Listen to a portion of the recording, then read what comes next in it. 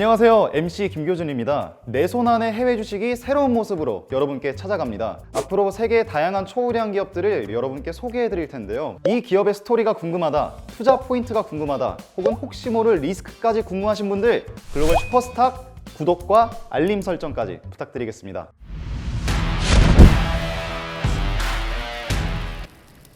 연봉이 저는 100만 달러가 넘었다라고 그때 수준에 알고 있었거든요. 근데 이제 이런 분이 갑자기 전자상거래 그것도 도서 배송을 시작한다고 하니 도서 배송으로 시작을 했다. 저도 계절 하나 만들어야 되는 게 아닐까.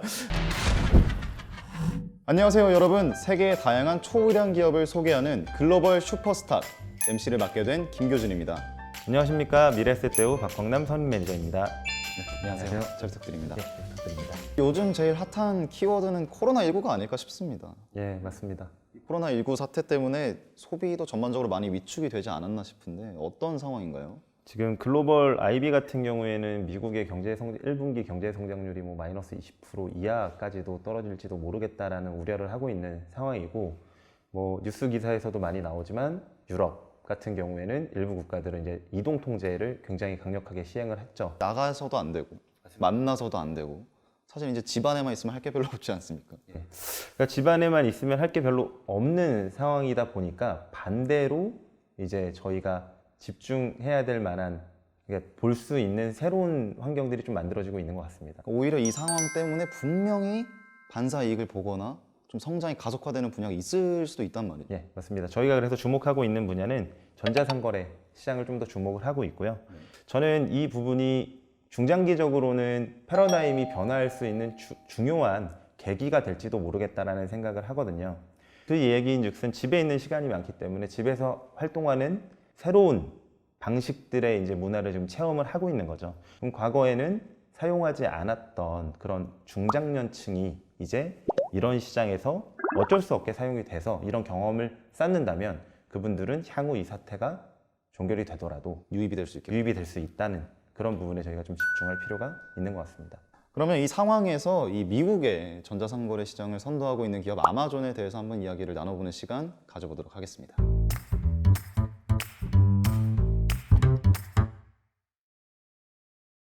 네, 그럼 아마존이 대표적인 미국의 전자상거래 기업인 만큼 미국의 전자상거래 시장 어떻습니까? 2020년도 예상에 미국 통계청에서 예상한 바에 6,508억 달러 정도의 시장으로 시장 규모를 예측을 하고 있고요. 원화로 대충 반올림을 하면 한 837조 원 정도 되는 굉장히 큰 시장입니다. 다만 좀 특별한 차이점이 좀 존재를 하는데요.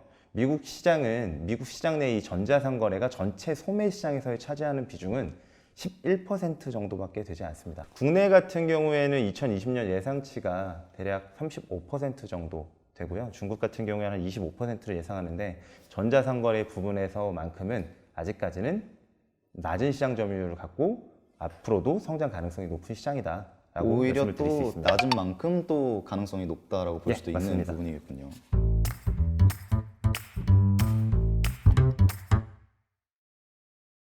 일단은 이 제프 베조스라는 CEO에 대해서 저희가 좀 알아볼 필요가 있을 것 같아요. CEO 그렇죠. 사실 또 굵직한 기업들 하면 또 CEO의 스토리가 하나씩 있지 않습니까? 최근에 이혼을 했음에도 불구하고 전 세계에서 1위 부자가 여전히 제프 베조스다라는 기사도 있었습니다. 제프 베조스 같은 경우에가 전자상거래 시장을 처음에 도서 배송으로 시작을 하는 아마존을 창립하게 된 계기가 좀 굉장히 좀 남다른 점이 있었습니다. 도서 배송으로 시작을 했다고. 네, 맞습니다. 네, 말씀을 드리면 EW 쇼라는 금융사에서 사실은 입사를 했었거든요. 월가 출신이군요. 네, 맞습니다. 그때 당시에 굉장히 빠르게 고속 승진을 해서 몇 해 만에 최연소 부사장이 되고 20대.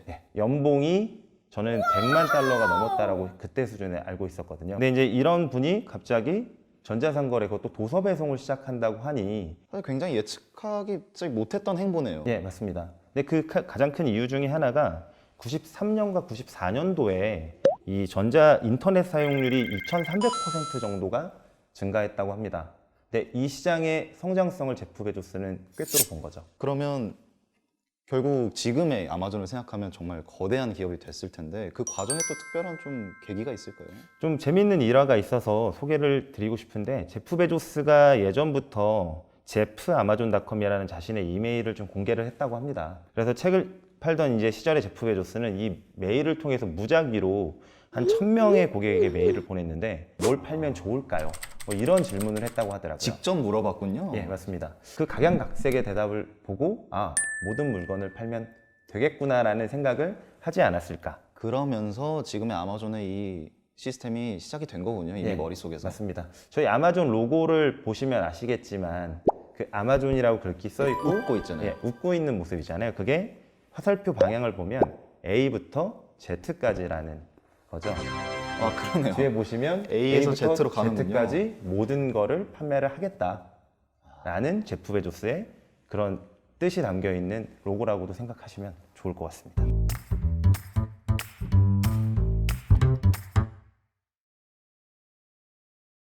굉장히 재밌는 스토리로 이렇게 시작을 했는데 아마존은 더 어떤 노력을 하고 있는지가 궁금합니다. 예, 최근에 저희가 이제 아마존에 대한 노력에 대해서 좀 살펴볼 텐데요.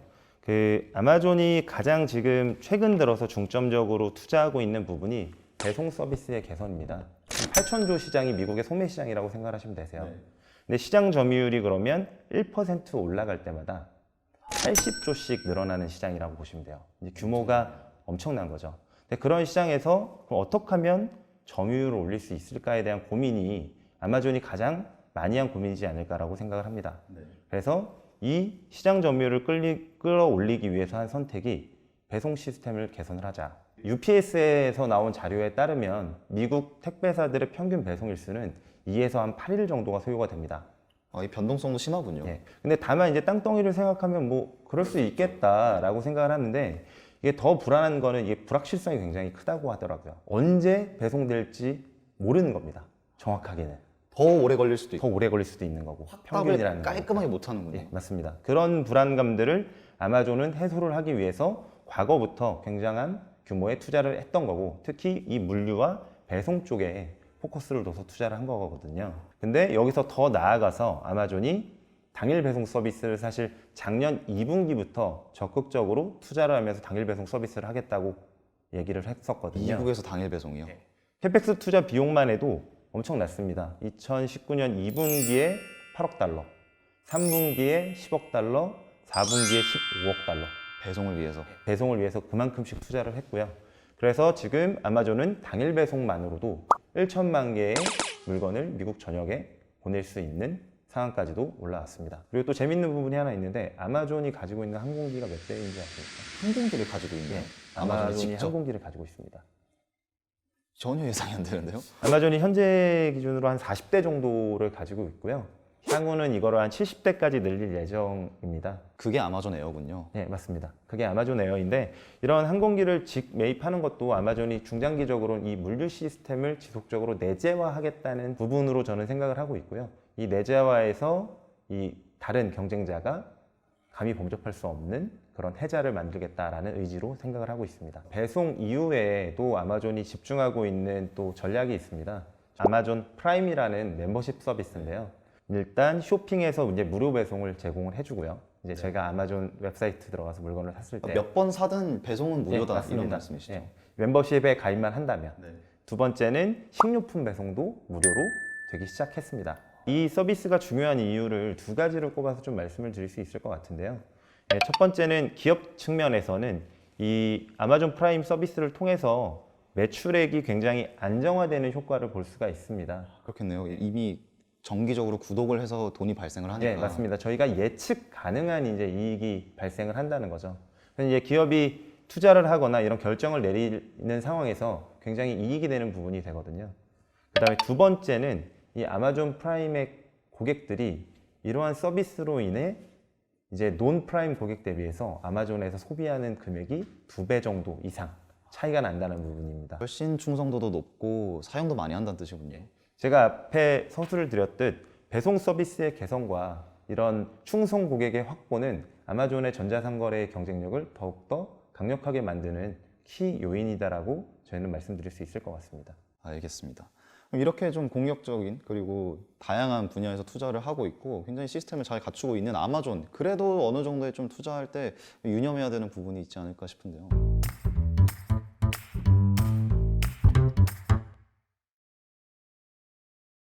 아마존이 공격적으로 시장을 이제 뭐 이 전자상거래뿐만 아니라 뭐 지금 제약 산업에도 막 들어가려고 하고 헬스케어 시장 뭐 이런 얘기들 많이 이것저것 나오지 다양하게 않습니까? 투자를 하려고 하고 있죠. 이제 그런 것 때문에 아마존의 이런 사업 진출에 대해 불쾌하게 여기시는 분들도 사실은 좀 있으세요. 가장 많이 이야기가 나오는 게 반독점 관련된 최근에 미국에 있는 이런 테크 기업들의 주 이슈인 것 같습니다. 그래서 제가 생각해도 가장 큰 리스크가 된다고 하면 이런 반독점 이슈가 불거질 때 좀 투자 심리가 악화될 수는 있겠다. 그럼 혹시 다른 좀 유념해야 될 점이 있으시다면?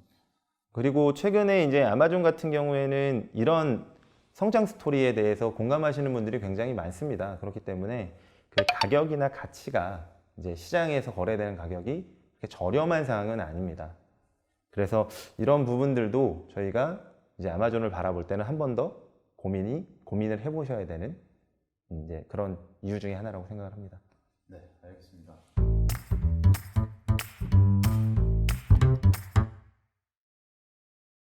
이렇게 아마존에 대해서 굉장히 자세하게 살펴보는 시간을 가졌는데 요약하자면 아마존의 강점 어떻게 좀 말씀을 해주실 수 있을까요? 예, 제가 포인트로 말씀을 드리고 싶은 건 아마존은 강력한 배송 경쟁력을 활용해서 규모의 경제를 이루고 있다라는 부분하고 두 번째는 이제 충성 고객 아마존 프라임 서비스를 통한 충성 고객 확보를 통한 이 매출 빈도를 증가시키고 있다.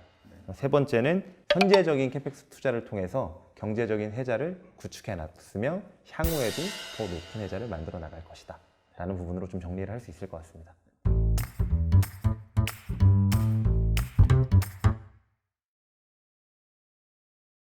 네, 지금까지 아마존이라는 기업에 대해서 알아보는 시간을 가졌는데 사실 저한테도 도움이 되게 많이 된 것 같습니다.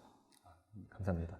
저도 계절 하나 만들어야 되는 게 아닌가 라는 생각이 들 정도로 굉장히 자세하고 좀 현 시국에 대비해서 너무 잘 설명이 되지 않았나 싶었는데 여러분들도 이 영상을 보시면서 도움이 됐기를 바라면서 다음에는 또 다양한 종목, 다양한 기업들로 찾아뵙는 시간 가지도록 하겠습니다. 지금까지 글로벌 슈퍼스탁이었습니다. 감사합니다. 감사합니다.